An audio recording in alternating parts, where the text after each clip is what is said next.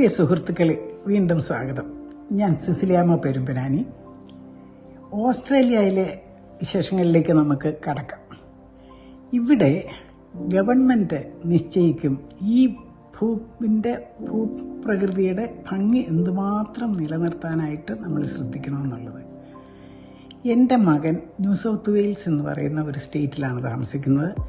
ഇവിടെ കോഫ്സ് ഹാർബർ എന്ന ഒരു നല്ല മനോഹരമായ ഗ്രാമമുണ്ട്. ആ ഗ്രാമത്തിലൊരു വീട് മേടിക്കണമെന്ന് ആഗ്രഹിച്ച് അന്വേഷിച്ച് നടന്നപ്പോൾ ഒരു നല്ല പഴമയുള്ള തടിയിൽ തീർത്ത വളരെ ഭംഗിയുള്ള ഒരു വീട് കണ്ടു. അത് മേടിക്കാൻ വളരെയധികം ആഗ്രഹിച്ചു, തീരുമാനവുമായി. അത് മേടിക്കുമ്പോൾ അതിനോട് ചേർന്ന് കിടക്കുന്ന ഒരു 5 ഏക്കർ സ്ഥലവും കൂടെ വാങ്ങിയേ പറ്റൂ. അപ്പോൾ ഞാൻ ഓർത്തത്, അതിനെന്താ 5 ഏക്കർ മേടിച്ചിട്ട് നമുക്കൊരു 4-4.5 ഏക്കർ അങ്ങ് വിറ്റ് കളഞ്ഞാൽ പോരെ. ഇവന് കൃഷിയിലൊന്നും ഒരു താല്പര്യമുള്ള ആളുമല്ല. അത് പറ്റില്ല. ഇവിടെ അടുത്തടുത്തുള്ള വീടുകൾ ഇതുപോലെ 5 ഏക്കർ 10 ഏക്കർ ഒക്കെ ആയിട്ട് അതോടുകൂടിയ വീടുകൾ ആളുകൾക്ക് മേടിക്കാൻ സാധിക്കുകയുള്ളൂ. ഈ വീട്ടിൽ താമസിച്ചും കൊണ്ട് നമുക്കിവിടെ ചെറിയ കൃഷികൾ ചെയ്യാം, പഴമരങ്ങൾ വെച്ച് പിടിപ്പിക്കാം. പക്ഷേ ഇവിടെ നിൽക്കുന്ന വൻമരങ്ങൾ ഒന്നും വെട്ടിക്കളയാൻ അനുവാദമില്ല. ഇവിടെ ഈ സ്ഥലത്ത് ഞങ്ങളുടെ അയൽപ്പക്കത്ത് താമസിക്കുന്നവർക്കും ഞങ്ങൾക്കും എല്ലാം ഇവിടെ നിന്ന് നോക്കിയാൽ ഭംഗിയുള്ള പ്രകൃതി ഇഷ്ടം പോലെ ആസ്വദിക്കാം. ഒരു ചെരുവുള്ള ഒരു കുന്നാണ്. ഈ കുന്നിൻ്റെ താഴെ നല്ല മരങ്ങൾ, പൂമരങ്ങളും ഉണ്ട്, അല്ലാത്തതുകൊണ്ട്.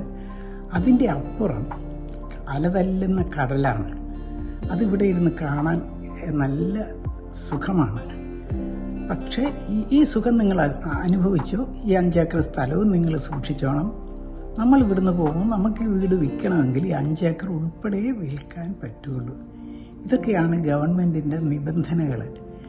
ഈ സ്ഥലത്ത് ഭംഗിയെന്ന് പറഞ്ഞാൽ സഹിക്കാൻ വയ്യാത്ത ഭംഗിയുള്ള സ്ഥലം തന്നെയാണിത്. ഇവിടെ താമസക്കാരാരാണെന്ന് ചോദിച്ചാൽ കങ്കാരുണ്ട്, വാലബീസുണ്ട്, കുറേശ്ശെയൊക്കെ പാമ്പുകളും ഉണ്ട്. പക്ഷെ ഉപദ്രവമൊന്നും ചെയ്യുന്ന പാമ്പൊന്നുമല്ല. നമ്മളതിനെ കണ്ടില്ലപ്പെട്ട് വിട്ടാൽ അത് അതിൻ്റെ വഴിക്ക് പൊക്കോളും. അധികമൊന്നുമില്ല. പിന്നെ കിളികൾ, പക്ഷികൾ എല്ലാം നമ്മുടെ വീടിൻ്റെ മുറ്റത്ത് വന്ന് പലതും കുത്തി തിന്നാനുമൊക്കെ വരും. അങ്ങനെ പ്രകൃതിയോട് ഇണങ്ങിയ മനോഹാരിത മുഴുവനും ഇവിടെയുണ്ട്. ഇതിനെ മെയിൻറ്റെയിൻ ചെയ്തുകൊണ്ട് പോകേണ്ടത് ആളുകളുടെ കടമയാണ്. ഇത് ഗവൺമെൻറ് ആളുകൾക്ക് അതിനുള്ള എല്ലാ സൗകര്യങ്ങളും ചെയ്തു കൊടുത്തിട്ടുമുണ്ട്. ഇവിടുത്തെ ജീവിതത്തിൻ്റെ ഒരു പ്രത്യേകത. ഇത് ഞാൻ നിങ്ങളുമായിട്ട് പങ്കുവയ്ക്കുന്നു. Thank you very much. ഇനി നമുക്ക് അടുത്ത ദിവസം വീണ്ടും കാണാം.